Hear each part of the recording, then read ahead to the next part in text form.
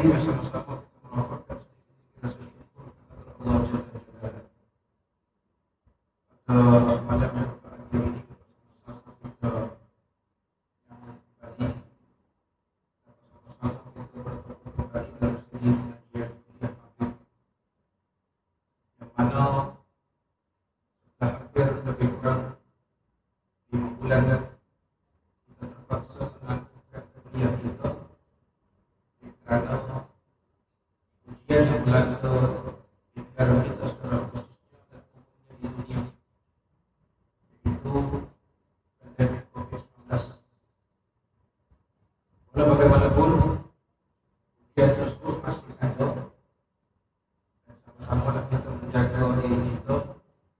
Mudah-mudahan kita sentiasa dipelihara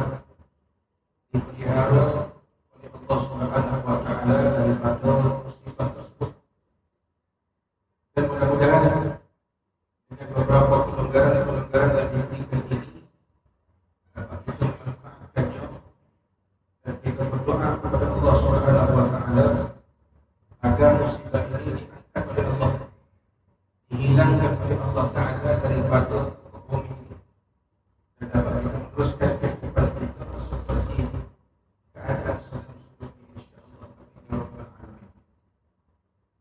Muslimin dan muslimat yang dirahmati Allah Subhanahu wa Ta'ala sekalian, ketika ini kita dalam keadaan normal yang baru,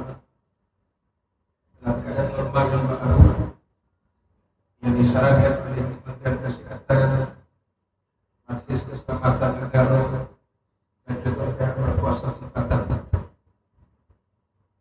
Ketika ini mungkin suatu kepelikan bagi kita, karena kita solat dalam keadaan jarak 1 ke 1.5 meter. Kemudian kita kena pakai face mask. Kemudian sebelum masuk kena mencatat nama, kena catat suhu. Ini dipanggil norma baru yang tak berlaku sebelum ini, selama hidup kita. Saya yakin selama hidup saya, selama hidup tuan-tuan puan-puan, kali pertama dalam sejarah umur hidup kita sebenarnya. Walau bagaimanapun ada hikmah yang tersirat yang kita tidak tahu, tetapi melainkan diketahui oleh Allah Ta'ala yang Maha Mengetahui.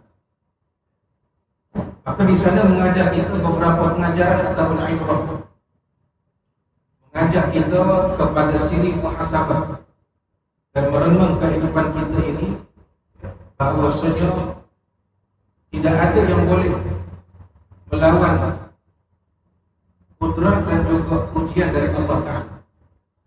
Ketika itu, harta yang banyak tidak boleh buat apa-apa, pangkat yang besar tidak boleh buat apa-apa. Seperti contoh negara Amerika contohnya, yang tertinggi di dunia, walhal dia hebat segala-galanya, tuan-tuan dan puan-puan, teknologinya hebat, semua serba-serbi hebat. Tetapi kenapa negara dia negara yang tertinggi di dunia, penyakit COVID-19 ni, tuan-tuan dan puan-puan? Karena kita melihat tatkala Allah memberikan musibah, Allah memberikan ujian sebagai teguran kepada seluruh dunia, ada di sana penyakit yang lebih parah daripada COVID tadi, yaitu penyakit takabur ataupun sombong. Penyakit sombong inilah yang banyak ditekan dalam kitab-kitab tasawuf, tuan-tuan dan puan-puan, ataupun dipanggil al-kibr ataupun takabur, yaitu penyakit sombong. Dalam kitab-kitab tasawuf banyak ditekankan tentang penyakit sombong ini. Karena penyakit sombong ini salah satu dari penyakit yang paling dibenci oleh Allah dan Rasul. Dan penyakit sombong ini juga adalah, kata Imam Al-Ghazali rahimahullah ta'ala, penyakit yang ada pada iblis atau syaitan laknatullahi alaih. Ketika mana Allah Ta'ala mengarahkan semua makhluk atas bumi sujud kepada Nabi Adam alaihissalam, untuk kita, moyang kita tu, semua makhluk Allah Ta'ala baik di langit baik di bumi, semua sam'an wa af'an, semua taat dan patuh sujud pada Nabi Adam alaihissalam. Tiba-tiba satu makhluk yang mana Allah Ta'ala yang cipta dia, Allah yang jadikan dia, tiba-tiba dia bangga dengan kejadian dia. Illa iblisa aba wastakbar wa kana minal kafirin. Itulah. Tiba-tiba semua makhluk langit, makhluk bumi taat pada Allah, sujud pada Nabi Adam setelah diperintahkan oleh Allah Azza wa Jalla. Tiba-tiba ada satu makhluk yang Allah cipta dia, Allah cipta dia, bukan dia jadi sendiri. Illa iblisa aba wastakbar, kecuali iblis dan geng. Iblis dan kuncu-kuncunya, syaitan jin tu, enggan, dia tak nak. Kenapa dia tak nak sujud kepada Nabi Adam setelah diperintahkan oleh Allah Ta'ala? Wastakbar, kerana kesombongannya, sombong. Wa kana minal kafirin, maka iblis termasuk golongan yang kufur kepada Allah Subhanahu wa Ta'ala. Itu tuan-tuan dan puan-puan dirahmati Allah Ta'ala sekalian, asal awal-awal tuan-tuan dan puan-puan, makam di antara iblis dan malaikat ni, makam dia selevel tuan-tuan, ni asalnya. Asal makam level malaikatnya iblis ni, makam dia selevel. Bila mana iblis ni engkar kepada Allah Ta'ala, ketika itulah Allah murka kepada iblis.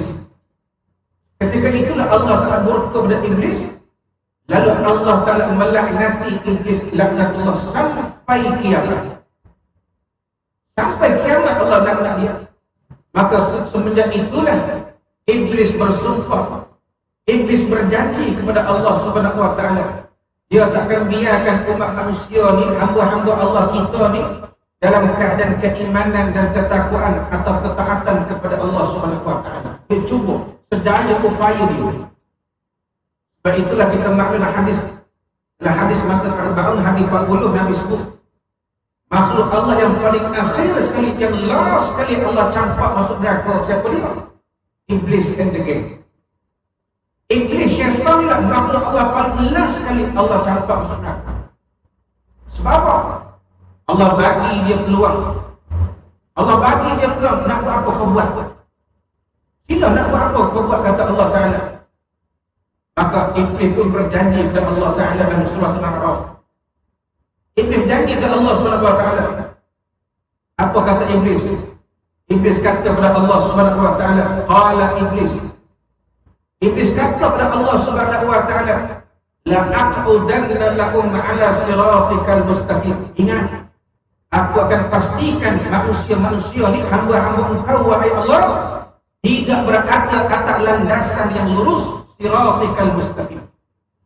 Ini antara janji Iblis kepada Allah SWT, mana dia dilaknat oleh Allah SWT. Entah nak tuan, Allah Ta'ala bagi kita dua benda, iman, nafsu. Pada iman itulah adanya bukti ketakwaan kita kepada Allah Ta'ala. Bila iman kita goyang, iman kita lemah, iman kita, dalaman kita, rohani kita kosong, maka mudah iblis syaitan ni tuan-tuan dan puan, dia menyerap masuk. Cukup mudah.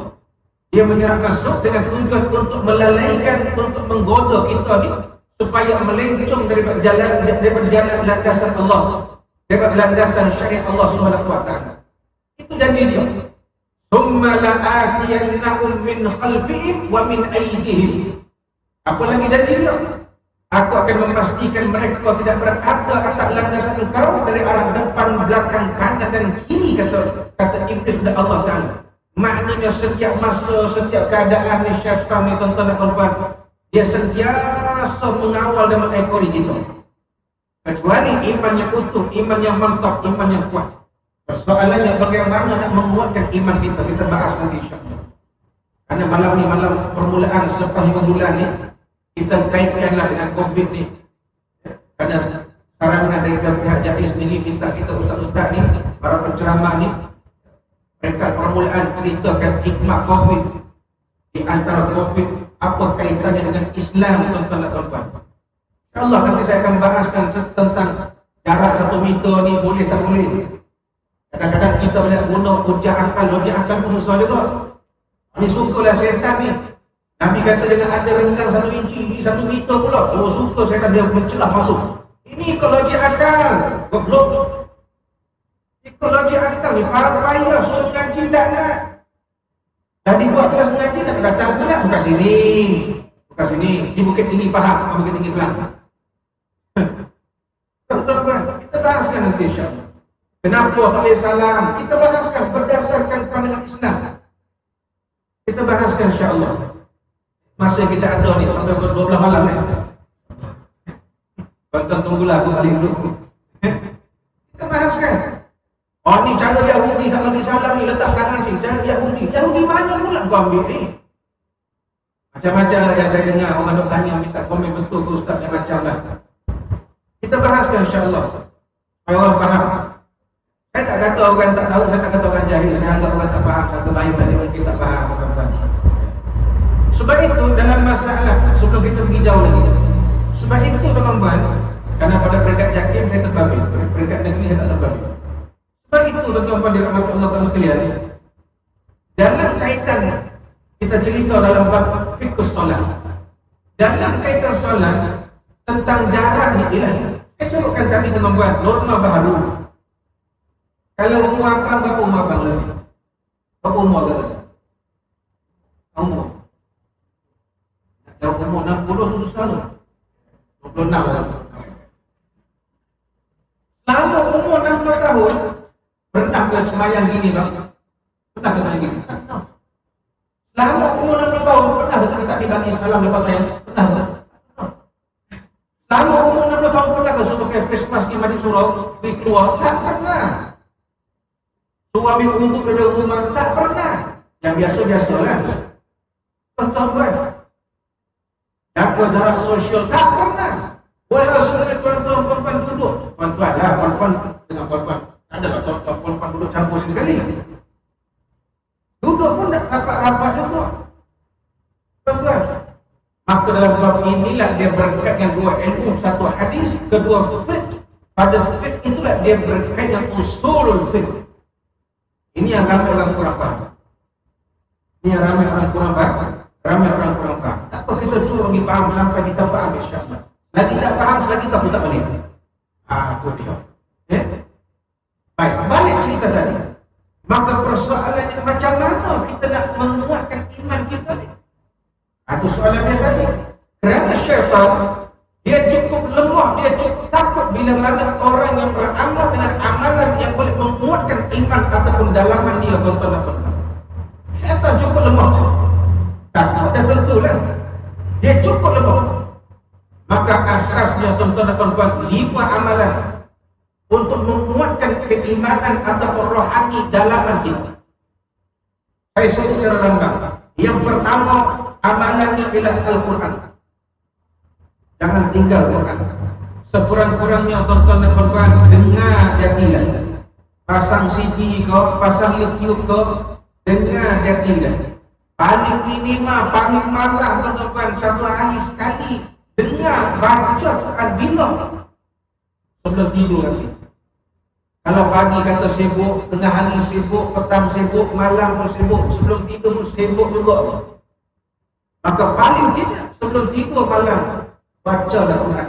Kalau takut baca sendiri silap tak orang tegur, pasanglah CD kau, radio poket tu kau, buka YouTube, handphone canggih-canggih, Allah Akbar. Handphone canggih-canggih, mana ada orang pakai handphone tekan-tekan tenggelam keypad tu. Semua Android tengok Android. Buat rakam lagi, Masya Allah. Apa yang kita download? Yang dia download game Angry Bird. Angry Bird download. Apa lagi download? Apps PUBG yang dia downloadnya.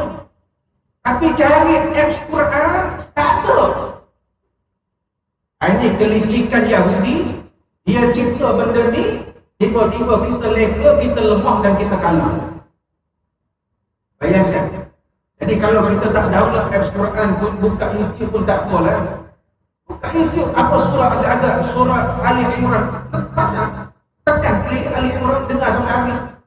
Tapi selalunya bila sampai bab Quran ni tuan-tuan, baru dua ayat dia, baru 2 ayat, tunggu syahid dia, syahid dia, tak cari tunggu baca Yasin dalam Jumaat. Tuan-tuan, lah seorang Pak Imam paling kuat.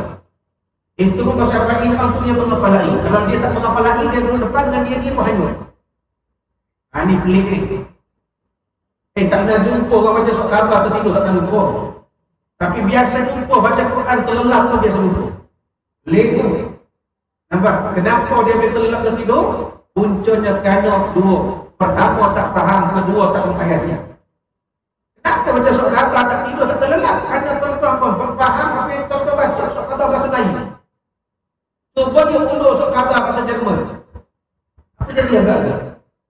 Dia undur surat khabar bahasa Inggeris. Bolehlah baca, faham belum tentu lagi. Tapi pelik manusia ni, satu benda yang dia buat, yang dia cakap confirm dia tahu. Tuan-tuan perempuan cakap bahasa Melayu, yang cakap bahasa Melayu dia tentu dia faham apa dia cakap. Mustahil cakap tak faham, tu pelik. Yang cakap bahasa Cina confirm yang cakap tu dia faham apa cakap. Melainkan yang dengar mungkin tak faham. Yang cakap bahasa India confirm yang cakap faham apa cakap, mungkin yang dengar tak faham. Yang cakap bahasa Arab confirm yang cakap faham, yang dengar mungkin tak faham. Setakat anak ente, anak unte. Itu saya juga lah. Tapi pelik kan? Ramai orang boleh baca Al-Quran, pelik. Dia tak faham apa dia baca. Itu lagi pelik. Karena itulah Al-Quran disediakan ada terjemahan. Karena itu Quran kalau baca saja tak faham, tak jadi apa kan? Satu saya katakan tadi dua sebab utama. Pertama kerana tak faham, kedua kerana tak menghayati. Bagaimana nak menghayati Al-Quran kalau tak faham? Macam filem lah. Tuan-tuan, filem Hindustan. Tak faham tu. Asal faham tu pun pasal ada terjemahan bawah tu, subtitle. Tapi kalau tak ada subtitle pun, filem tu tonton suka, tapi dia hayati. Filem A sampai Z, sampai mati, hero itu mati, menangis nenek air mata. Boleh menangis nenek air mata, hero tu mati pada berlakon dia. Habis berlakon, kita kata cut, dia ikut boleh. Boleh menangis lah kita, sebab hero tu mati. Lalu hero tu dia mati, tiba filem tu hero mati, nangis kita. Sebab apa dia nangis? Walaupun tak faham, subtitle tak ada, sebab kita hayati. Tapi kenapa bila Quran sampai ayat tentang neraka pun tak boleh menangis, tak boleh hayati? Nangis tak boleh, hayati tak boleh. Sebab apa tuan-tuan? Sebab kita tak faham dan kita tak menghayati. Kalau tak faham pun tapi dia hayati bacaan ataupun yang dia baca, confirm insya-Allah. InsyaAllah tuan-tuan. Tu kadang ada imam-imam kan, pasal cerita imam Arab lah, imam Arab memang bahasa Quran bahasa Arab dia faham lah. Ada yang Arab pun tak faham Quran. Apa Apa lagi lah kita Melayu kat Bukit Tinggi Kelang ni ke Arab. Macam Arab ada lah tuan-tuan. Yang Arab tu pun tak faham Quran ada. Ini kan kita bukan Arab, Jawa, Banjar, Bugis. Tuan-tuan.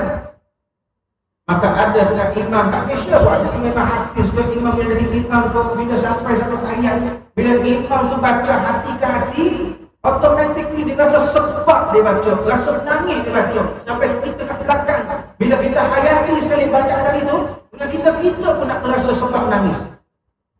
Tapi kalau dia tak hayati imam tu baca, yang nangis imam, yang belakang kata apa? Apa hal imam nangis tadi? Bini dia lari tu. Bini dia lari pun tu. Habis semayang pakai jumpa imam. Imam, apa hal nangis imam? Kenapa imam? Kami turut berduka. Dia berduka juga tu. Bini lari ke imam. Channel bini apa ni tak jadi ke imam contoh. Tak, dia kata apa? Ya Allah, aku nangislah tadi sebab ayat tentang azab neraka. Ya apa? Oh, diam. Tuan-tuan. Itu bila Musa bakar Al-Quran kan, pengalaman 3 kali dijemput di PWTC. Biasalah kan, bila Musa bakar, kalau yang pergi live dalam dewan tu, kita akan dengar sampai masuk kalau pitching dia, lagu Hijaz ke, lagu Sikah ke, lagu Nahwan naik pitching turun balik, kita akan dengar, Ya Allah, Masya Allah, Allah, Allah, betul kan? Kita kata, hebat pakcik ni, faham tu? Ada dia mengajar, pakcik, faham tu? Tak. Dia kata tadi, Ya Allah, dia kata apa? Tadi yang baca tu, macam ni, cap jempol. Kau kata cap jempol apa lagi? Ayat dia baca, ayat tentang azab neraka macam dia tu. Astagfirullah. Kau dia istighfar. Padahal guna besar kat skrin tu, ayat Quran, terjemahan Melayu. Betul tak? Dia tak baca, dia tak tengok orang yang baca, dia dengar orang yang baca, teman-teman. Itulah kelemahan. Sebab tu ada orang khatam Quran banyak kali, baca Quran hari-hari, tapi tak ada Quran tak mampu didik dia. Tuan, ada baru ni satu surau. Urus dia mengadu ke saya. Saya start kuliah surau dia, apa nama ni, kuliah yang ketiga. Yang ketiga saya start. Habis kuliah tu, ada minum. Tapi sebab surau tu ikut SOP Janis kan, tak ada minum. Tapi dia panggil masuk pejabat surau. Ringkasnya kenapa? Apa komen Ustaz pada Ustaz? Imam tempat kami ni Ustaz, banyak jemaah komplain. Saya peribadi perasan, bila kita kuliah gini, tuan-tuan tahu dia buat apa? Dia pergi buat live dalam pejabat surau. Live apa? Live mengajar Al-Quran. Dia cerita pada kita, saya ni Ustaz ada diploma Al-Quran. Apa lagi? Tapi masalahnya tuan-tuan dan puan-puan dirahmati Allah sekalian, bila mana sifat dia yang dikatakan imam tadi tidak seperti imam aneh. Apatah lagi dia dikata ada diploma dalam Al-Quran. Tuan-tuan dan puan, maka ramai ahli karya tak senang dengan dia. Sampai pengurusi tanya, ada ahli karya kata nak mufarakah kalau dia bukan jadi imam. Itulah lanjut macam ni. Yang saya nak sebut je tuan-tuan, yang saya katakan, dia mengajar Al-Quran, diploma Al-Quran, tetapi akhlak dia, pribadi dia tak sama dengan apa yang diajar. Ini yang kita takut. Ada orang dia belajar macam Quran, pagi Quran, petang Quran, malam Quran, Masya Allah. Masuk surau subuh Quran, masuk zuhur Quran, masuk asar Quran, masuk maghrib Quran, masuk isyak Quran. Sampai kita berkata, bilalah masuk dapat borak dengan dia ni. Hebat. Tapi sampai masuk kita terperasan, ya Allah, luar daripada waktu Quran, luar waktu surau, waktu masjid, terpekik terlolong, buruk perangai, ngacau nak darah orang. Quran ajar ngacau nak darah orang. Contoh. Ini yang saya katakan tuan-tuan dan puan-puan dirahmati Allah Subhanahu wa taala sekalian. Apa yang dia baca tadi, dia tak masuk dalamnya. Dia baca tadi tuan-tuan hanya sekadar sedap dan seronok. Tapi dia tak masuk sini. Bila tak masuk sini, dia boleh keluar balik, tuan-tuan. Bila dia boleh keluar balik, tidak mustahil yang dia baca tadi tak dapat mentarbiyah diri dia, tuan-tuan, apa dia dapat. Ini masalah. Ini masalah. Sebab itu, tuan-tuan, biar kita baca lambat tapi kita faham. Biar lambat asal selamat, katanya. Macam tu juga lah. Biar kita baca lambat tapi kita faham. Biar Quran tadi dapat benteng. Ada salah satunya adalah syaitan cukup takut dengan orang yang beramal Al-Quran. Ini kata Imam Ghazali, pertama sekali Al-Quran. Obat bagi kuat iman, obat bagi kuat dalaman kita, Quran. Atau tentera mujahidin, mereka kuat-kuat. Tentera Amerika, Israel pelik. Walhal senjata serba lengkap. Tapi dia pelik. Makin dihentam, makin ditembak. Tentera mujahidin makin marah, makin berani. Sebab apa, tuan-tuan? Sebab apa, tuan-tuan? Sebab tengok apa di tangan mereka, walhal senjata kekurangan, peluru kekurangan. Apa kekuatan dia? Menyebabkan tentera kufar, tentera musuh rasa gerun, gemetar, takut. Ketika perang Iraq, tuan-tuan, ketika perang Iraq zaman kejatuhan Saddam Hussein, yang ceritakan saya ni cerita face to face, Ustaz Abdullah Al-Iraqi. Sampai gelaran dia pun Al-Iraqi sebab dia belajar kat Iraq sampai perang kejatuhan Saddam Hussein pun dia tak salah lagi. Dan dia antara yang pernah ditahan oleh tentera Amerika di sana ketika itu. Ustaz Abdullah Al-Iraqi kata apa? Tuan-tuan, dia kata penakutnya tentera Amerika ni sampai dia bawa berpuluh-puluh, beratus-ratus pampers dalam kereta kepal. Apa, tuan-tuan? Kalau dia keluar nak kencing, nak berak, garanti dia mati. Padahal dia duduk kereta kepal, senjata dia hebat-hebat. Tapi kenapa dia boleh gemetar, dia takut? Beratus pampers dalam kereta kepal tu, kencing, berak, semua dalam tu lah, tuan-tuan. Apa bau? Wallah, jangan tanya. Nak cerita dia takut. Kenapa dia takut? Sebab kepada siapa dia mengharap dan berserah. Sebab dia mengharap kepada peluru-peluru tadi. Dia berserah kepada kereta kebal tadi, peluru tadi, senjata tadi. Tapi tentera mujahidin, kepada siapa mereka berserah dan mengharap? Tak lain tak bukan Allah Subhanahu wa ta'ala. Itu mereka berani, mereka kuat. Karena itu kata Asy-Syahid Imam Hasan Al-Banna rahimahullah, Al-Quran itu adalah nadi kekuatan umat. Quran. Atau orang yang kalau Quran betul-betul ada dalam jiwa dia takkan takut. Dia tak ada sifat ketakutan, sifat kerasaan, gelisah, insya-Allah. Dia tak takut. Kenapa? Kerana ada Quran dalam diri dia. Ada kalam Allah dalam diri dia, tuan-tuan dan puan-puan. Ini Al-Quran. Yang kedua kata Imam Ghazali rahimahullah, zikrullah. Zikir ni obat kekuatan dalaman keimanan kita. Zikir. Asas zikir empat. Tasbih, tahmid, takbir, tahlil. Subhanallah, alhamdulillah, Allahu akbar, la ilaha illallah. Ini asas. Orang awam macam kita ni empat asas cukuplah. Ada pun nak upgrade zikir, boleh upgrade zikir harian Imam Ghazali. Isnin zikir apa, Selasa zikir apa, Rabu zikir apa, Khamis, Jumaat, Sabtu, Ahad zikir apa. Berapa kali Imam Ghazali sebut 1000, wajib tak ikut kemampuan. Mampu 20, mampu 50. Kalau tak mampu buat 5, tak mampu 5, 3, tak mampu 3, 1. Satu pun tak mampu, mampui. Kalau satu tak boleh ngayak lah, tuan-tuan. Ni asas 4, tasbih, tahmid, takbir, tahlil. Ada pun nak upgrade tu. Nak lebih tinggi ilmu zikir, kena mengaji, kena ada guru. Dok dengar-dengar YouTube, dengar-dengar Facebook, dengar-dengar WhatsApp, zikir-zikir pelik-pelik yang makan tinggi-tinggi. Dengar boleh. Untuk amal, pastikan ada guru baru boleh amal. Dengar-dengar saja bahaya. Kenapa bahaya? Boleh mudarat. Orang kata fuse boleh putus. Sebab dia boleh bertembung. Dia boleh bertembung, tuan-tuan. Itu panjanglah cerita dia. Yang ketiga kata Imam Ghazali rahimahullah, solat jamaah jangan tinggal. Solat jamaah. Bukan susah nak jamaah, minimal 2 orang. Imam seorang, makmum seorang. Tapi janganlah 2 orang dulu kini selamanya. 2 saja hanya. Minimal.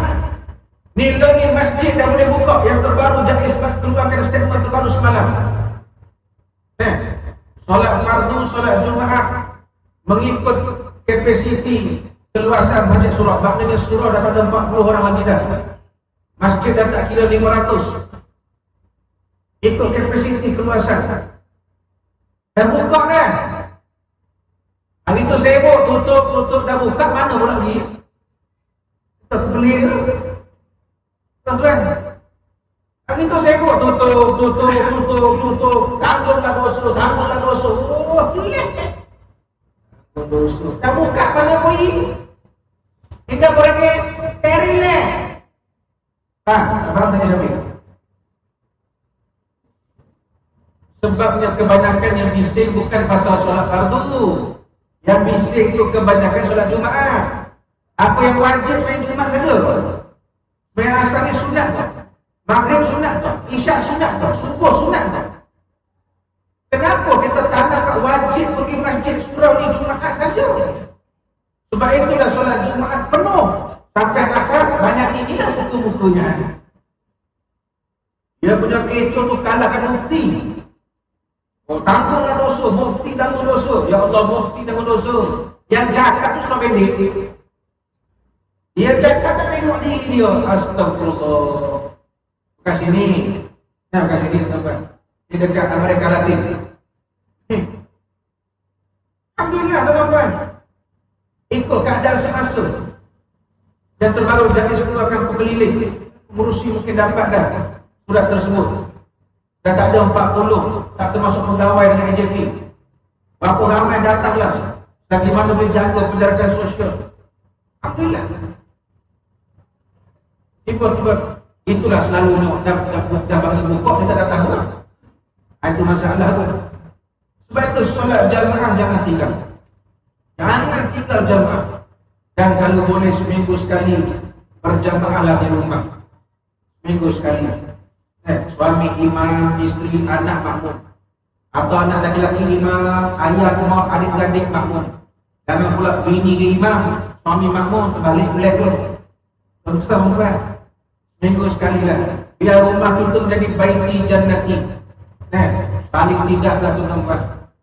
Sebab itulah dalam kitab Al-Um disebutkan di antara kekuatan Islam pada jamaahnya. Ini kekuatan Islam pada jamaahnya tuan-tuan dan puan-puan dirahmati Allah Taala.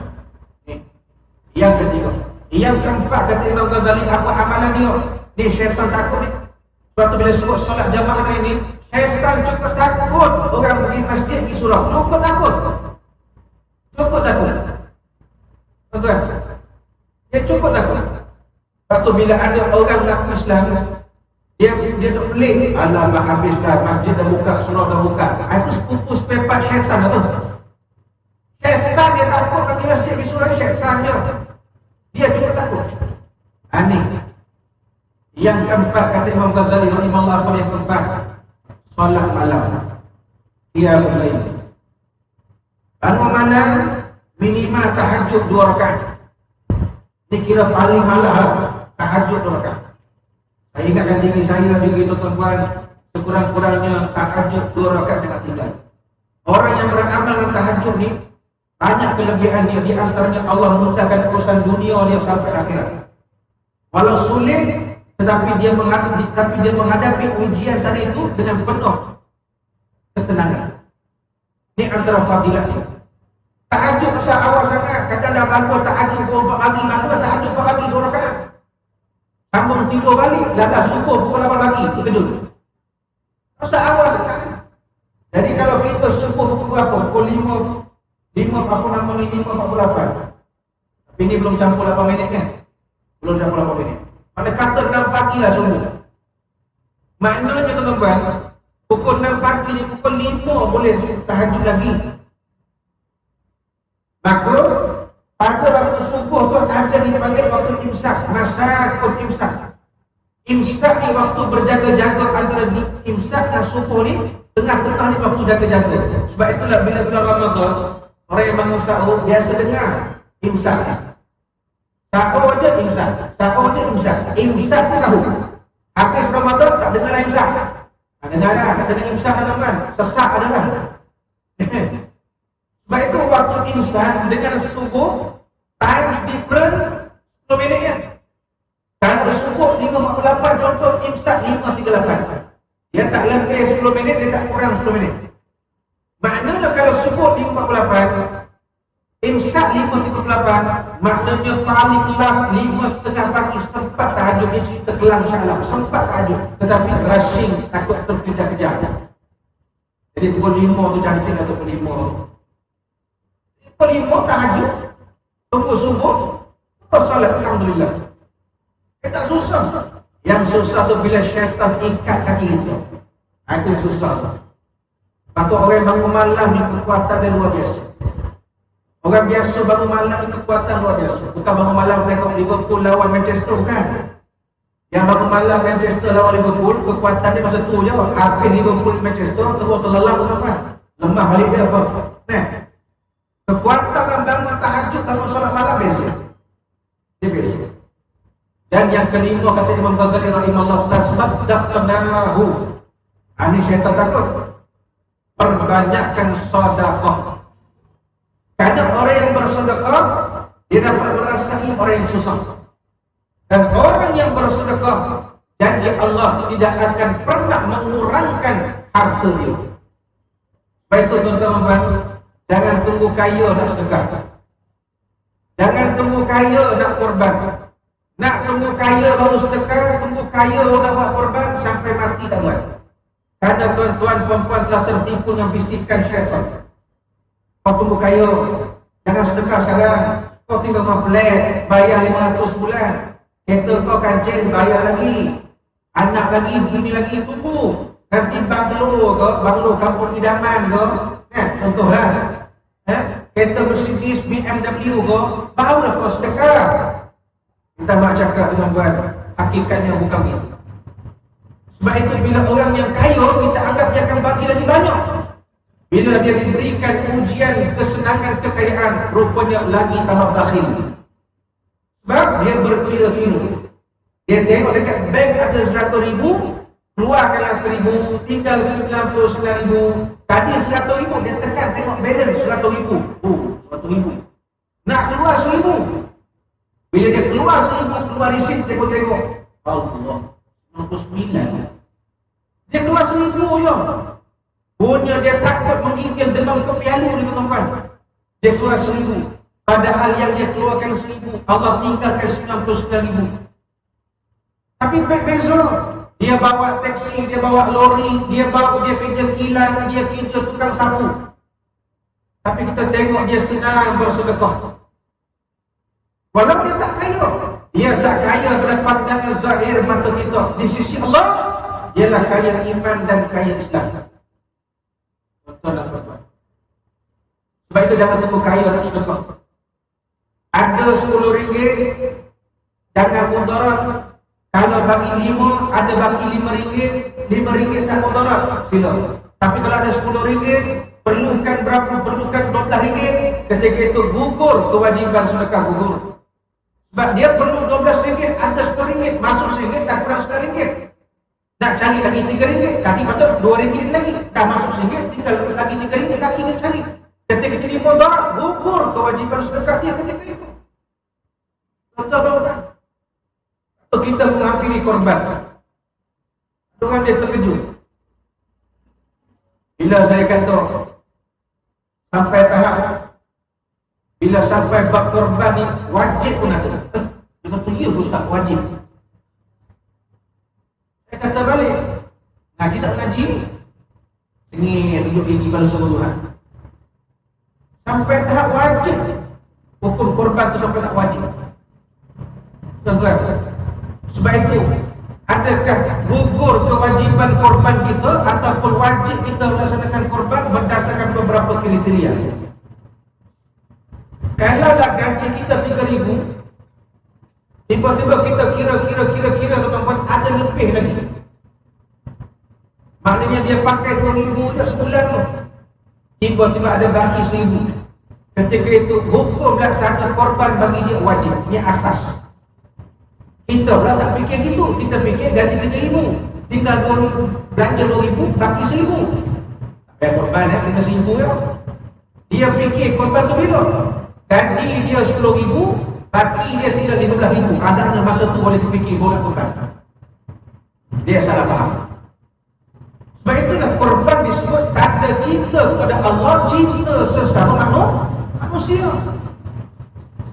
Sunnatul Rasul, orang yang korban tuan-tuan, yang Nabi buat korban seekor unta, Nabi korban seekor unta, Nabi ambil banyak, Nabi bukan ada 40 dihuraikan dalam syarah hadis tersebut. Nabi korban seekor unta, Nabi ambil banyak ni. Nabi ambil banyak ni untuk Nabi dan keluarga. Selebihnya Nabi berikan kepada fakir miskin. Kita pula terbalik. Banyak ni fakir miskin, selebihnya siapa dia? Orang majlis surau. Dia masak, dia kendurikan dia. Yang makan siapa? Yang makan bukan fakir miskin. Yang makan kereta Mercedes, kereta BMW, motor besar, Harley Davidson. Ketika itu fadilah korban itu lari. Tidak mendapati fadilah korban ketika itu. Yang Nabi buat korban seekor unta, yang Nabi ambil banyak ni untuk Nabi dan keluarga. Selebihnya fakir miskin. Kita pula kat Malaysia lain. Banyak ni fakir miskin, selebihnya sendiri jawablah. Akhirnya yang makan siapa? Yang makan semua orang senang. Sedangkan korban untuk fakir miskin. Memang dalam fiqh, dalam fiqh korban ada hak 1/4 kepada orang yang berkorban. Kalau dia tak ambil bahagian dia pun tidak berdosa kerana dia dianggap orang yang mampu. Tuan-tuan, sebab itu minta tak sebut. Saya buat korban kat luar negara. Kita uruskan kat Kamboja, Vietnam, Indonesia. Takkannya kita mampu 3 negara lagi. Bila tuan-tuan buat korban dengan saya contohnya, confirm tuan-tuan yang buat korban tak dapat daging tu. Kenapa? Kerana tuan-tuan yang buat korban dengan saya tadi, tuan-tuan dah mampu. Bila bahagian tuan-tuan bagi kepada orang fakir miskin yang lebih perlu, ketika ada 2 pahala sana. 1 pahala korban, kedua pahala fakir miskin. Subhanallah. Oleh kerana pahala ni benda tak nampak. Nampak? Dia tak nampak. Kalau solat jamaah ni kata Nabi dijanjikan oleh Allah 27 darjat satu waktu. Kalau 27 darjat diganti 27 ringgit, aku ingat sampai atas bumbung orang panjat ni. Yang penat berdari lah. Dia hari CIMB Bank. Sini bukan CIMB Bank. Bank bagi perdana. Sampai berdari pun tempah satu polis dan escort. Bayar kan? Ataupun 27 ketul emas.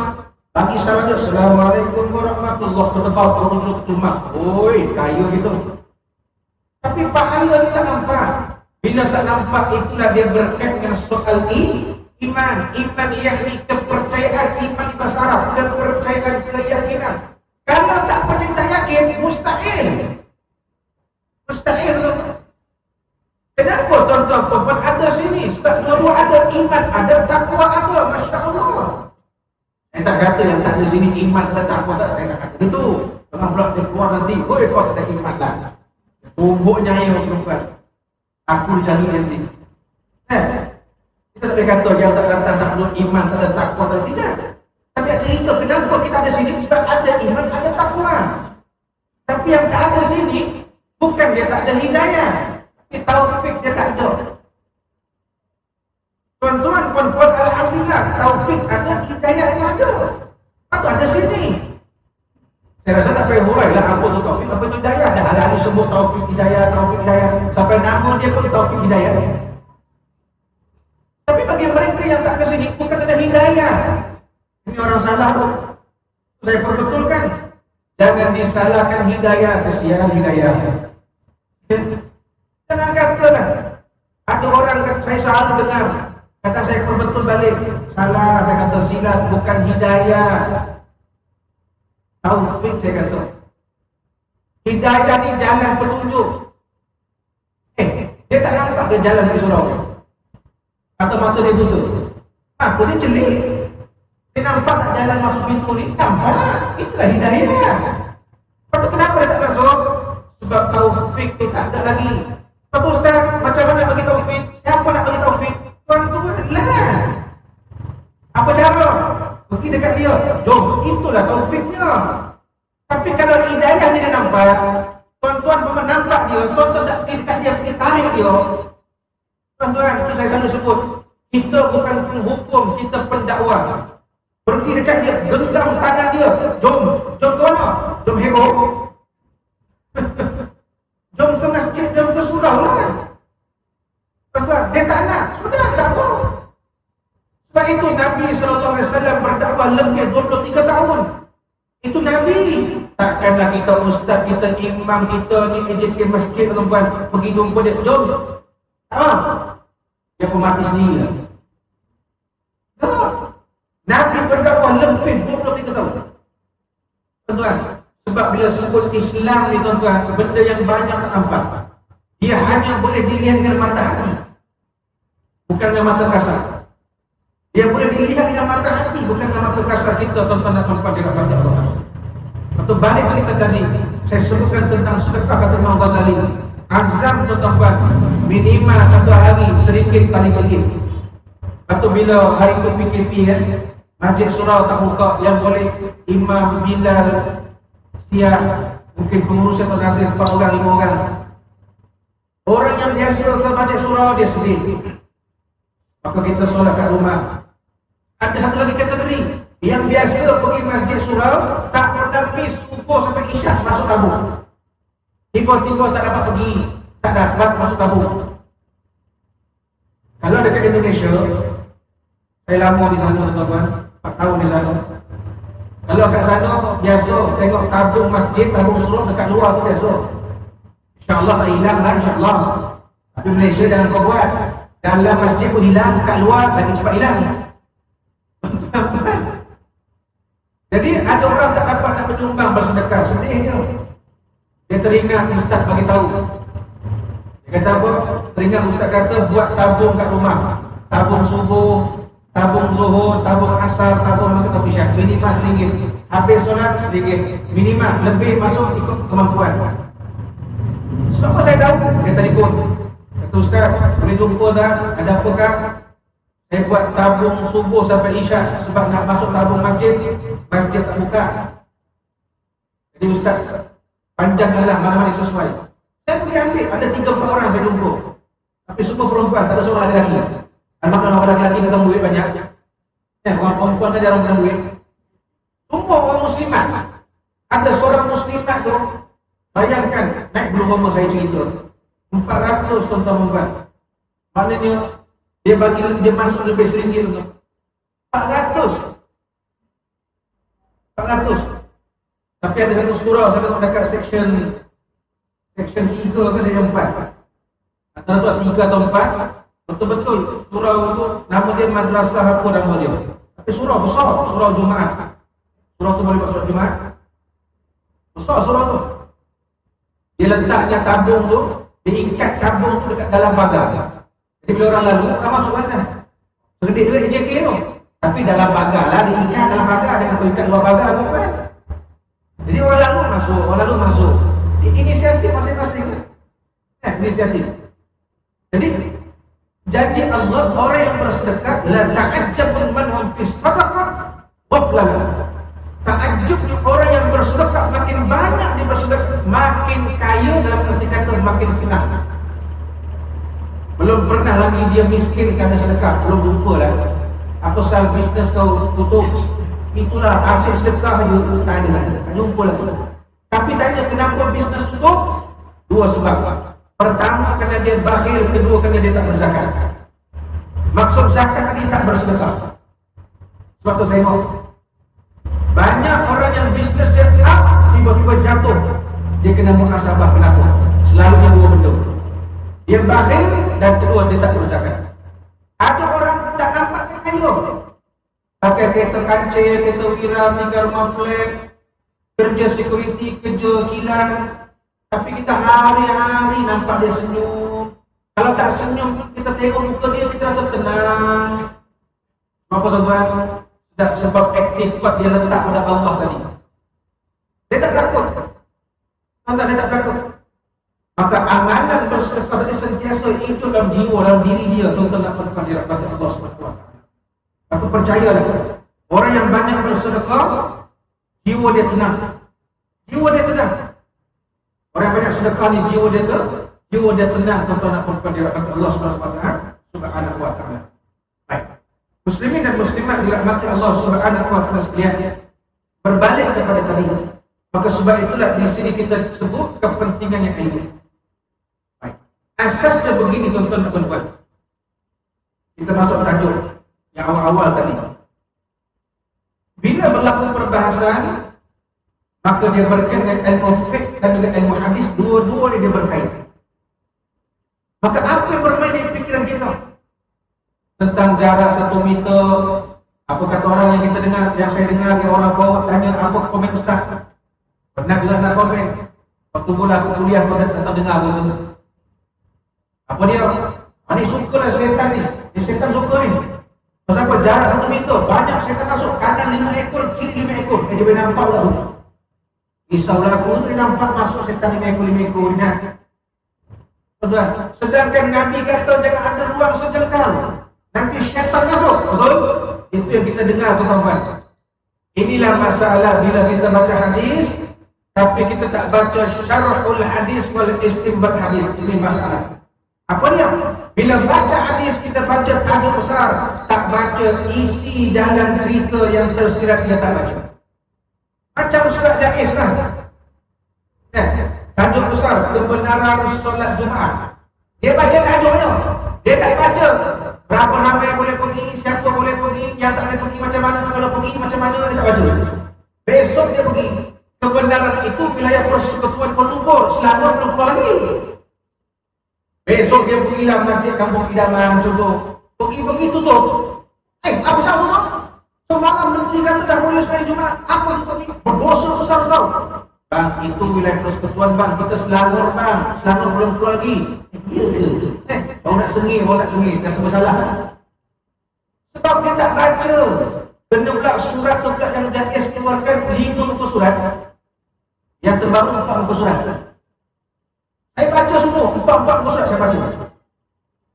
Kalau orang yang malas, dia baca. Tiba, ada lagi. Terus scroll pergi atas. Malah baca.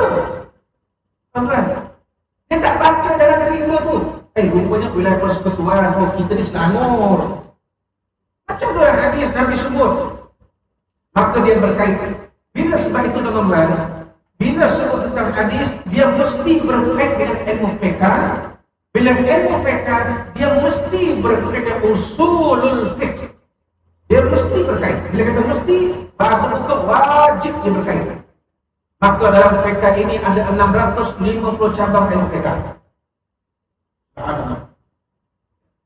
Saya akui secara peribadi 650 cabang. Dia habis.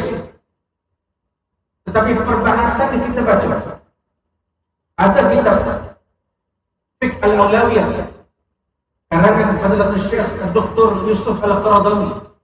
Bahasa Arab kitab dia, baru dalam 2 tahun ni ada terjemahan bahasa Melayu Rumi. Asal kitab Arab yang tebal ni, tebal, lebih sejengkal. Saya ada kitab ni masa saya belajar di Samudi dulu, sampai hari ni ada, dah lebih 15 tahun. Sampai tukar koyak sikit dah. Dalam kitab Fiqh Al-Awlawiyah diperhuraikan itu secara ringkas cabang-cabang ilmu fiqh. Maka di antara yang kita belajar fiqh munakahat. Apa munakahat? Fiqh berkaitan perkahwinan dalam Islam. Boleh ke tidak nikah online? Hari itu banyak suami tak keluar bilik, dia diam. Tak keluar bilik. Kita isteri pun risau. Kejap-kejap duduk depan bilik. Duduk depan bilik. Kita takut suami dia online. Maka di perbahasan fiqh munakahat, apakah mufti ni bodoh? Minta maaf kalau bahasa kasar. Mufti ilmunya tinggi. Tak banding saya. Allah tinggi langit bumi teman-teman. Nampak macam boleh jadi mufti macam. Tapi hakikat bukan macam yang tahunya Tuan di badan. 20 tahun lepas, mungkin tuan-tuan puan ingat atau lupa, anak bekas imam besar Masjid Negeri Syekhul Maqari Ustaz Osman Hamzah Al-Hafiz. 20 tahun lepas. Masa tu keluar dekat berita NTV7. Masa tu logo lama lagi. Ketika itu anak Ustaz Osman Hamzah, kalau tak silap, anak perempuan dia di Mesir, menantu laki-laki di Malaysia. Nikah online. Ketika itu mungkin orang tak nampak sangat. Bila hari itu berlaku nikah online, kalau tuan-tuan buat ni perasan, maka keluar kat berita balik yang 20 tahun lepas, yang Ustaz Osman Hamzah pernah buat anak dengan menantu dia, nikah online. Kerana menggunakan ada perbahasan, masa bila boleh nikah online? Adakah ketika daruri macam sekarang? Daruri mana? Ketika mudarat. Ketika tak mudarat pun boleh nikah online. Kalau benda itu benda bawa pada kebaikan dan ada masalah untuk pasangan nak balik, nak nikah berdepan, maka ketika itu hukumnya dibolehkan online. Maknanya seorang kat Mesir, seorang kat Malaysia. Tunggu dia balik, laksanakanlah tanggungjawab. Betul? Itu pembahasan dalam kitab Munakahat. Itu asas. Kemudian ada fiqh dipanggil fiqh mu'amalat. Banyak tu 600 cabang tu. Baru 2 ni. Besok baru habis ni. Kemudian ada fiqh mu'amalat. Apa makna mu'amalat? Jual beli. Al-halalul baik wa haramkan riba. Allah kata aku halalkan jual beli, aku haramkan riba. Kemudian ada fiqh korban, fiqh akikah. Fiqh korban, fiqh akikah. Apa yang timbul? Dekat raya haji selalu timbul. Saya pun dapat soalan. Ustaz, betul ke orang kata? Orang kata kalau belum kekal tak boleh buat korban. Siapa yang kata dari sini kita tampung. Kenapa sibuk ayat kekal ketika nak raya haji? Kenapa Ramadan tak sibuk kekal? Kenapa Rajab tak sibuk kekal? Kenapa Syawal tak sibuk kekal? Nak raya haji sibuk kekal. Sedangkan raya haji dipanggil Idul Adha. Adha itu maknanya korban, bukan akikah, bukan Idul Akikah. Maknanya berkaitan soal fiqh korban, fiqh akikah. Kalau ada kemampuan dua-dua buat sekali. Kalau tak ada kemampuan, ketika ni hampir nak raya haji, korban dulu. Kumpul balik duit, lepas sebulan, 2 bulan, buat balik akikah. Apa muskilah, tak jadi masalah. Tapi jangan guna ayat belum kekal tak ada korban. Ayat ini kalau bulan Januari boleh. Lagi 2 minggu nak raya haji timbul bulan elok kawan tu buat korban, tiba-tiba tak jadi. Bersama si bulan dia kata, mana buat korban ke bang? Mana boleh bang? Kau tak kekal? Belum. Kalau belum kekal kena kekal tak ada korban, tak sah. Dia pula pakai hukum sah tak sah. Ahli fatwa agama kita. Astagfirullahalazim. Suruh belajar tak ada sok pandai. Masalah. Kenapa lagi 2 minggu nak raya haji baru timbul tak sah korban kalau belum kekal? Patut timbul bulan Januari, bulan Februari, bulan Mac. Timbullah benda tu. Ini banyak orang timbul. Tapi orang tanya saya tak ringkas. Tak, saya belum kekal nak buat korban. Tapi ada orang kata belum kekal nak buat korban. Macam Ustaz, saya tanya balik. Betul. Baik, ada lagi 2 minggu. Kalau rezeki cukup nak korban ke kekal? Kalau ikut rezeki korban dah Ustaz, silakan. Kekal dah Ustaz. Lepas ni kumpul duit bulan, 2 bulan, 3 bulan buat balik kekal. Jumpa balik Ustaz. Okey lah Ustaz. Tapi Ustaz, saya nak buat korban, saya belum kekal, kata orang tak boleh buat korban. Betul? Tapi sekarang ni saya nak buat korban kekal. Saya tanya balik. Abang ni cukup duit macam mana? Korban cukup, kekal cukup. Ustaz, korban berapa? 300,500 tu bahagian. Kambing kekal berapa Ustaz? 700,500. Baik, cukup dah? Mana 7,500 campur 3,500? 1,050 lebih kurang. Cukup dah? Dia pun kira. Duit saya 2,000. Cukup lah tu. Lebih dia cukup. Ketika itu wajib dia buat dua-dua. Inilah benda fiqah. Itu kata fiqah. Mana fiqah? Faqaf tamarbuta. Fiqah faham. Atau ada doa kan yang selalu kadang-kadang ada imam baca, Allahumma faqihna fid din wa 'allimna ta'wil wahdina ila siratikal. Mana seorang, mana jamaah ramai, siratakal mustaqim. Tapi nak ambil awal doa, Allahumma faqihna fid din. Faqihna kita fiqah. Mana faqihna? Ya Allah, kurniakanlah kepahaman agama pada diriku atau diri kami. Maka fiqah maknanya faham. Contoh cabang fiqah 650 lebih kurang cabang dia saja. Maka salah satu antaranya lah fiqh korban dan fiqh akikah. Kemudian fiqh apa lagi tuan-tuan? Kemudian ada di sana apa nama ni? Fiqh siasah. siasat, fiqh politik. Sebab itu dalam Islam ada bab politik. Maka siapa yang kata politik dengan agama tak boleh disamakan, terkeluar daripada akidah dia. Sebab dalam Islam ada politik, maka satu dipanggil fiqh siasat, fiqh politik. Kemudian fiqh daulah. Apa dia fiqh daulah? Fiqh pentadbiran negara. Baik, dari sudut inilah pemerintah kita ikut. Pemerintah dia buat berdasarkan fiqh daulah, berdasarkan KKN, MKN dan juga jabatan mufti. Tiga-tiga dia bergabung. Nampak? Tiga-tiga dia bergabung. Baik. Maka bila dia bergabung dalam masalah ibadat ini, salah satu aspek ibadat dipanggil fiqhus shalah. Maka di antara kitab yang masyhur tentang salat, kitab yang dipanggil Munyatul Musalli yang dikarang oleh Syekh Daud Al-Fadhani rahimahullah taala, ini antara kitab yang masyhur tentang fiqhus salat. Maka diperbahaskanlah, termasuklah dari fiqh dan hadis itu digabungkan. Dia bahaskan tentang penjarakan begini, apakah dibolehkan ataupun tidak berdasarkan syarak. Maka fiqh mengatakan begini-begini, yang membolehkan begini bukan fiqhnya, usulul fiqh.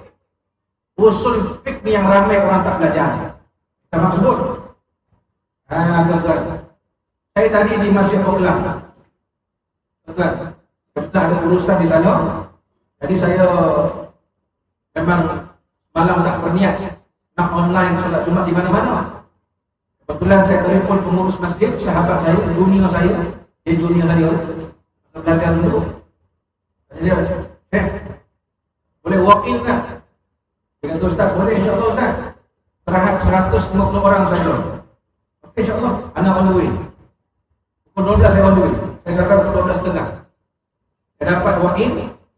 Kad nombor 18. Mana orang yang 18 satu tadi yang walk in. Kita tuan-tuan, nak balik tu ada hamba Allah jumpa penolong pengurus masjid. Saya dengar suara dia tinggi. Awak panggil dia ustaz tapi suara tinggi sebab dia timbul tak puas hati. Sebab masih ada ruang tapi kan dah tutup. Kebanyakan masjid mereka terpaksa, bukan terpaksa lah ya, dia kena akur dengan SOP JAIS. Tuan-tuan, kalau surau jarang yang akur, termasuk surau Al-Insyirah Bukit Tinggi 2. Kalau masjid memang kena akur. Sebab apa tuan-tuan? Sebab ya, ada pegawai khas, pegawai polis dan pegawai JAIS yang kita tak kenal, dia tak pakai baju. Bukan dia bogil. Ya, urus bendul pun susah juga, tak pakai baju bogil, susah. Dia tak pakai baju polis, dia tak pakai baju JAIS. Dia pakai macam tuan-tuan dah tak kenal dia. Dia pun datang tengok, habislah. Besok nazir kena. Mungkin last warning ataupun dia palang terus. Maka nak salahkan mereka pun tapi mereka melaksanakan tugas berdasarkan akta tadi. Jadi tuan-tuan dan puan-puan dirahmati Allah sekalian, dia bising, saya dengar. Saya tengok ustaz ni dia macam tak nak jawab ataupun mungkin ni orang ramai tu. Saya pergi dekat. Dah faham ni. Dah ustaz ni sahabat ni tak puas hati sebab ada ruang lagi tapi kenapa boleh masuk gini. Pakai je lah. Saya panggil dia tuan-tuan, saya panggil dia. Nak ceritanya bila dia rasa reda tu, tahu reda ya? Bukan reda tu, dia rasa cool. Dan bila saya sebut, banyak saya sebut, antara saya sebut bila dia cool tu, dia kata saya tanya dia, abang, dalam kaedah ni, syarak bahas usul fiqh. Abang faham tak usul fiqh? Oh tak tahu lah ustaz. Tak tahu belajar lagi bang. Dia reda. Baru dia diam. Betul kan? Maka dia benda yang berlaku depan mata kita hari ini diperbahaskan di usul fiqh tuan-tuan. Kerana dia ambil dua. Ini dengar betul. Kerana dia ambil dua. Pertama dalam konteks doruri. Kedua kaedah fiqh. Kaedah fiqh dia kata gini ya. Ini bukan hadis ya. Ada setengah orang yang salah faham dengan hadis bukan hadis. Ini kaedah fiqh. Kedua kaedah fiqh dia mengambil gini. La dirar wala dirara. Pendek lah. La dirar wa la dirar. Tidak mudarat dan tidak memberi mudarat. Apa maknanya? Dalam aspek berjaga-jaga. Di sinilah kena perbetulkan konsep tawakal. Maka orang kita dia tak faham tawakal. Tiba-tiba bab macam ni dia tawakal, bab cari duit dia tak tawakal. Tiba-tiba bab ini dia tawakal, bab cari duit dia tak tawakal. Jadi hamba duit. Tapi bila macam ini dia tawakal. Maka di sinilah kena faham konsep tawakal. Apa kata Allah? Wa iza azamta falyatawakkal 'ala Allah innallaha yuhibbul mutawakkilin. Itu kaedah dia. Siapa yang suruh, siapa yang berkehendak, Allah. Apa kata Allah? Apa suruh Allah? Wa iza azamta falyatawakkal 'ala Allah. Apa? Allah kata wa iza yatawakkal 'ala Allah. Allah kata wa iza azamta falyatawakkal 'ala Allah. Limadha? Innallaha yuhibbul mutawakkilin. Apa kata Allah? Dan apabila kalian sudah berazam. Apa azam? Jamaah tabligh biasa guna, saya dengar biasa guna kalimat azam. Azam 3 hari, azam 40 hari, azam 4 bulan, azam 4 lama. 4 tahun tak ada. Azam.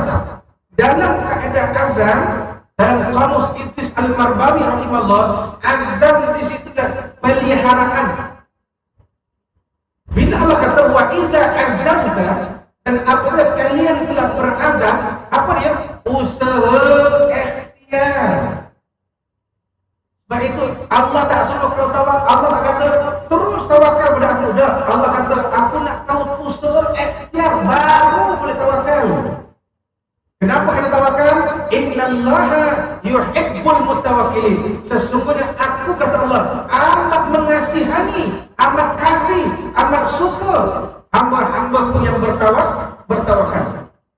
Bila semua azam tak usaha ikhtiar, di sini lah kehendak Allah. Allah kata aku nak usaha ikhtiar dulu. Baik, apa usahanya? Ada pun usaha ikhtiar ini berbeza. Sebab itulah contohlah ya. Ada seekor ular senduk dalam surau ni. Ular senduk ni bahaya. Ada seekor ular senduk kat surau ni. Tengah-tengah tu, tinggi gini kepala dia. Tiba-tiba ada orang datang. Imam dekat luar, Bilal kat luar, siap kat luar. Semua duduk ngintai gini. Orang muda datang. Apa hal? Masuklah. Kata Imam Bilal, mana kau masuk? Kau gila ke apa? Apa hal? Ada ular senduk lah, bahaya lah. Tiba-tiba orang ni kata apa? Tak apa, masuk aja, kita tawakal. Ini cerdik ke bengong ke sandul? Tuan, ular tu kata apa? Ular ni kata bengong betul kau ni, kau nak tawakal rupanya. Apa masuk tawakal? Kita ada Allah, kita ada Allah. Betul lah kita ada Allah. Siapa kata kita ada polis? Betul kita ada Allah. Orang mukmin kata kita ada Allah. Betul. Tapi Allah kata apa? Betul kau kata ada aku, kata Allah. Tapi aku nak kau usaha ikhtiar. Apa usaha? Usaha ambil handphone, usaha tekan nombor. Apa dia ikhtiar? Telefon Jepang, bomba. Dan telefon, masa itulah baru tawakal. Tunggu Jepang bomba sampai. Baru boleh tawakal. Bila nak tawakal? Masa Jepang dengan bomba sampai baru boleh tawakal. Itu Allah. Ini konsep tawakal orang ramai tak faham. Tuan-tuan. Jadi bila kita kata ada ular senduk dalam surah ni 12 senduk, tiba-tiba kita tak apa. Kita ada Allah, tawakal saja. Oh, dia pun timbul ayat orang sufi. Apa dia? Kalau Allah berkehendak ular ini patut, maka dia patutlah kita. Kalau Allah tak berkehendak ular dia tak patut, maka dia tak patutlah kita. Hui, betul dia sufi dia tu. Ini tak betul. Orang kalau nak pandai SPM dia, apa cara dia? Belajar sekolah, buat lantai tubi, tuition, kelas tambahan. Bila dia tawakal dia masa duduk peperiksaan, bismillah dia pun tulis. Habis kertas pertama, habis sadaqallahul azim. Masa itulah tawakal. Apa dia? Lulus ataupun gagal. Ini dia punya aktifan kuatlah mengalahkan ulama-ulama. Kau nak SPM tahun ni kan, kau tak belajar kau. Tak apa, tawakal je lah. Ini memang tawakal bukan 9A, 9G buat internet tu. Tuan-tuan, ini kita kena faham konsep tawakal ni. Satu bila ada viral video kan, masa awal-awal COVID hari tu, saya yakin tuan-tuan baru dengar video tu. Apa ada ceramah tu? Ada apa sama COVID? Oh, ada apa sama COVID? Ingat jamaah, COVID yang takut sama jamaah, jamaah jangan takut sama COVID. Ini namanya etikot membabi buta. Babi juga yang dapat nama. Tak betul. Maka usul fiqh mengambil pendekatan daruri, la dirar wa la dirar. Tidak mudarat dan tidak memberi mudarat. Kerana apa tuan-tuan? Kerana benda kita tak nampak. Kuman ni tuan-tuan tak nampak dia nampak tuan-tuan. Dia macam jaring ada lubang lah. Tuan-tuan, bila ada lubang, tapi jalan tu tuan-tuan biasa lalu hari-hari siang malam. Kalau hujan lebat, lubang tu air tutup. Tapi dah biasa, sampai situ memang dia mengelak. Dia tahu ada lubang. Tapi kebetulan dia tak lalu pagi tadi. Dia lalu malam ni. Tengah hari tadi, KKR turap jalan tu. Pasang tar. Hujanlah petang tadi contohnya. Dia balik mana? Dia lalu situ. Dia lalu pun dia mengelak juga. Pasal dia mengelak, dia tak tahu jalan tu dah kapal. Tapi kalau orang tak biasa, jalan tak ada lubang, hujan pula, air hujan tutup lubang tu pula, dia tak biasa, bom, meletup tayar dia. Kenapa dia boleh masuk? Sebab dia tak nampak lubang tu. Dia tak tahu. Maka benda nampak dengan tak nampak, mana lagi bahaya? Yang tak nampak lebih bahaya daripada nampak. Tuan-tuan, perempuan tak nampak polis buat speed trap, bawa jambatan. Base pula tak pakai, topok habis. Dia pun tekan 200 km. Tiba-tiba minggu depan sampai surat cinta RM300. Allah. Tapi hari tu dia pakai Waze. Waze kata ada roadblock. Dia tak cek pula. Update tu 1 jam yang lepas. Roadblock tu, speed trap tu tak balik kan. Dia tengah laju, dia slow kereta dia 70 km. Speed trap tu pun dah tak ada dah. Tapi tetap dia slow. Sebab apa? Dekat Waze ada laluan polis. Padahal polis pun dah balik, dah tidur pun. Maka benda nampak dengan tak nampak, yang tak nampak lebih bahaya. Satu tempat ada jerangkap samar, tapi dah tak ada. Tapi maklumat kata ada. Ketika dia nak pijak, masing-masing berjaga-jaga. Salah pijak, hudung kaki. Padahal dah tak ada. Tapi dia tahu tak ada, dia tak tahu. Maklumat kata ada. Selama dia berjalan, dia berjaga-jaga. Takut kalau dia pijak, hudung kaki. Walau dah tak ada. Tapi kenapa dia berjaga-jaga? Sebab maklumat kata ada jerangkap samar, maka hati-hati ketika pijak. Macam tu juga kuman, kita tak nampak dia. Dia nampak kita. Maka usul fiqh mengambil pendekatan berjaga-jaga. Itu kaedah usul fiqhnya tuan-tuan kepada Allah Subhanahu wa ta'ala.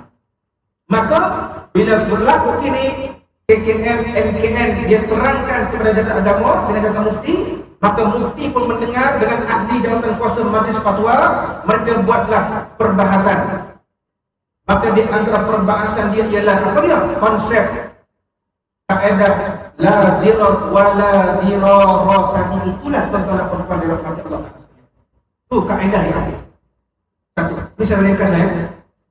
Yang keduanya, ya, diperbahaskan tentang salam. Tuan-tuan puan-puan, salam ni budaya masyarakat kita. Orang Malaysia, orang Indonesia, orang Brunei, betul? Ini budaya. Kalau nak betul-betul Islam, bukan begini. Kerana sunnahnya laga pipi. Itu sunnah Rasul. Bukan al-muntaqab wal nihayah fi arba'un dalam hadis ada. Sunnahnya. Tapi kalau kita ni orang Malaysia, maka budaya salam, shake hand. Shake hand budaya salam. Sedangkan shake hand ini budaya barat. Tapi tak apalah kita buat. Maka jangan kita kata tak boleh salam ini budak apa? Bila tak ada salam, oh ni cara Yahudi ni. Yahudi mana pula lah? Yahudi kata aku juga salah. Tuan-tuan, maka Islam mengajar dua. Yang pertama, Islam mengajar menundukkan pandangan. Betullah cara ini diambil oleh orang Korea, orang Jepun. Itu cara Islam. Tuan-tuan, Bukan dalam kitab Wan Nihayah. Di kitab lama ni, dalam kitab Wan Nihayah semua ada di sana. Maka Islam cara menundukkan pandangan ini diambil, diamalkan oleh orang Jepun, orang Korea sampai hari ini. Tuan. Yang keduanya, apa dia diajar Islam? Dia ada oleh Islam ialah sunnahnya ialah laga pipi. Betul orang Arab, kalau dia laga pipi, sunnahnya 3 kali 1, 2, 3. Orang Arab kalau laga pipi mesti bunyi cium, bunyi, mesti bunyi. Dia laga kiri bunyi, dia laga kanan bunyi, dia laga kiri bunyi. Tapi bunyi bukan mulut dia cium pipi Arab tu, bukan. Tapi laki dengan laki lah, kalau dengan perempuan lain dari dia tu. Itu orang Arab. Itu orang Arab. Kalau dia nak bersalam, orang Arab tak salam dan kita salam.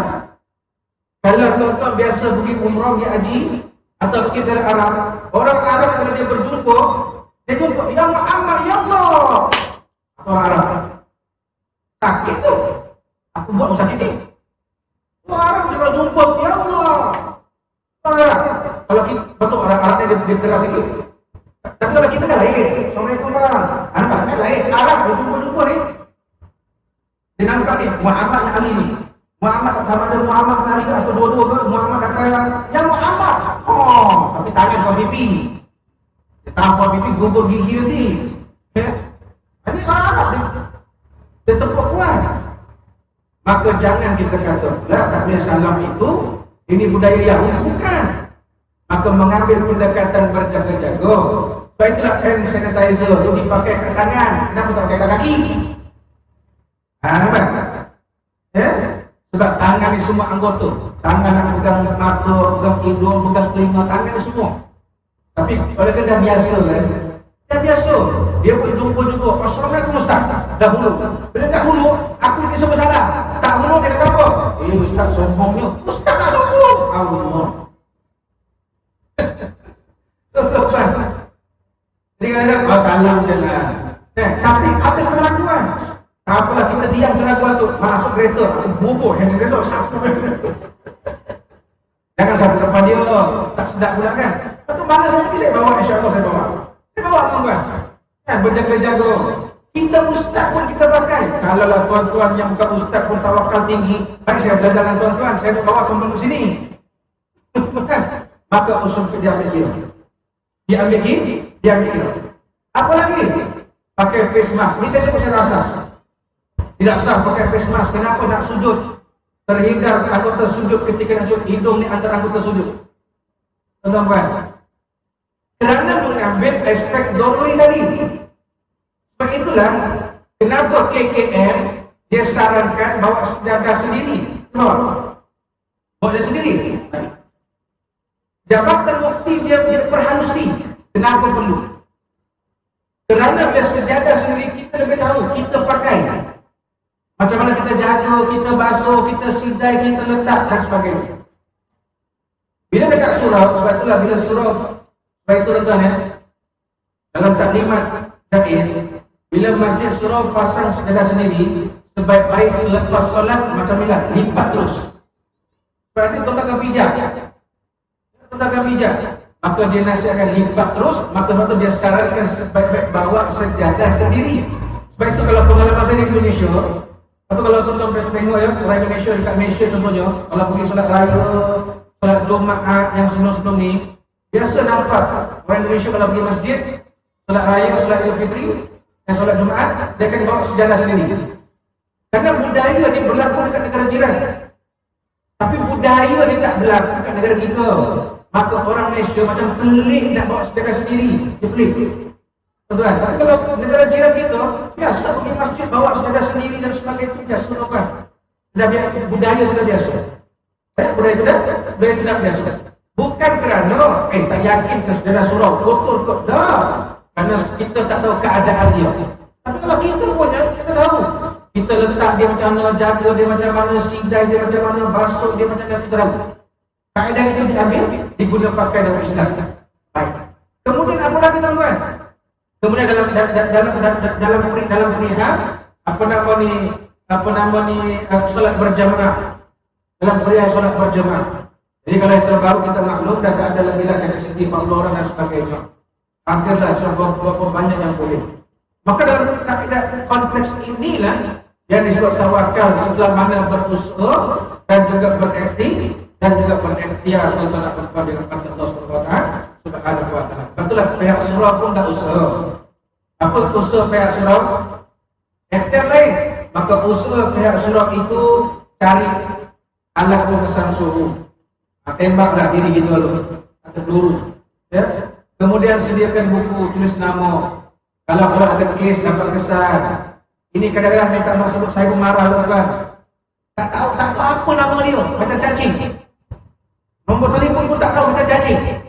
Nak kata kosong bukan, ada satu bukan, nak kata tiga bukan. Punyalah mahal betul tak mau bagi maklumat peribadi.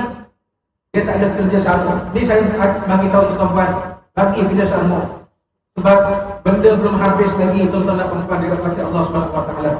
Benda tak habis lagi tuan-tuan. Tuan-tuan ya, saya nak bagi tahu tuan-tuan. Di Vietnam ya. Vietnam negara pertama di Asia selepas 28 hari. Sebab ikutkan Kementerian Kesihatan, dia nak istiar kosong mesti berturut-turut 28 hari kes kosong. Tuan-tuan. Vietnam negara pertama di Asia yang selepas 28 hari kes kosong. Maka hari ini di Vietnam mereka macam biasa, tapi tetap berjaga-jaga. Semua orang Vietnam ni pakai face mask dan memang budaya. Orang Vietnam memang siang malam baik lelaki perempuan pakai face mask. Bukan kerana Covid, memang budaya orang Vietnam pakai face mask. Saya dah lebih sepuluh ulama Vietnam untuk kita tahu. Jadi tuan-tuan, 28 hari di negara pertama di Asia dah habis kes. Tak ada kes. Tapi tetap berjaga-jaga. Tuan-tuan, nak ceritanya 2018 sampai sekarang kerajaan Vietnam mengharamkan babi. Sebab pada 2018 ada penyakit virus babi di Vietnam, maka babi dibakar, dibunuh, maka di Vietnam tak ada babi. Jadi orang kafir, orang Buddha, dia ganti makan apa? Daging lembu. Maka permintaan daging tinggi dekat Vietnam. Satu korban kat Vietnam mahal sikit saya buat 400.5. Tapi mahal-mahal tu mahal lagi kita tuan-tuan. Tengok masjid Penambaran pun 750 tu. Ya. Jadi 400.5 satu bahagian. Saya buat kat Kamboja, buat kat Indonesia 300.5. Tapi Vietnam mahal sikit sebab kuantan lembu tinggi. Nak ceritanya, bila kerajaan Vietnam tahu ada penyakit virus babi, kerajaan dia arahkan bakar semua babi-babi. Maka tak ada babi. Tak ada tuan-tuan. Dia mengambil pendekatan begitulah. Dia bakar, dia bunuh babi. Maka akhirnya orang-orang kafir Buddha Vietnam ni dia makan daging lembu. Maka permintaan daging itu tinggi dan tuan-tuan. Sekilo RM55 lebih kurang duit kita sekilo. Daging lembu dekat Vietnam tanpa dirahmati Allah Subhanahu wa taala. Jadi muslimin dan muslimat dirahmati Allah Subhanahu wa taala sekalian, ya. Maka inilah secara asas yang saya sebut pada malam ini, nak kaitkan konteks Islam ni dalam keadaan daruri, ada kaedah-kaedah yang diajar dalam Islam. Semuanya tahu dengan tak tahu. Karena itulah kita kena belajar dan terus belajar supaya boleh menangkis kesalahpahaman, supaya kita tahu dan kita faham. Bila kita tahu, bila kita faham, maka senang insya-Allah terkena kepada Allah Subhanahu wa taala. Jadi muslimin dan muslimat yang dirahmati Allah Subhanahu wa taala, saya rasa kita berhenti sebentar. Masuk. Jadi mudah-mudahan apa yang kita dengar, yang kita pelajari pada malam ini khususnya dapat sama-sama menjadi ilmu yang bermanfaat. Mudah-mudahan dapat menangkis kesalahpahaman kita, dan mudah-mudahan apa yang kita dengar pada malam ini, ya, tidak banyak sedikit, dapatlah memberi impak yang terbaik. Kesalahpahaman yang berlaku dalam diri kita, ya, nak ceritakan kepada kita ni, Islam ni agama yang kafah. Apa makna kafah? Islam ni agama yang meluas. Sebab itu kalau kita dapati ilmu Allah takkan pernah habis dan tak boleh habis. Kerana hebat ilmu Allah ni, dia takkan pernah habis dan takkan boleh habis. Jadi mudah-mudahan Allah Ta'ala memasukkan kepahaman agama dalam diri kita semua, insya-Allah. Amin. Wallahu a'lam. Yang baik dari Allah, yang lemah sudah suatu kekurangan atau terasa bahasa dapat dari kelemahan diri saya sendiri. InsyaAllah ta'ala kita sambung lagi di kehidupan kita umur, kemudian kita belum berhadapan, dan kita doa kepada Allah agar diangkat segera, dihilangkan segera musibah COVID-19 ini daripada bumi ini, insyaAllah. Amin ya rabbal alamin. Aku lakukan hadza wa astaghfirullah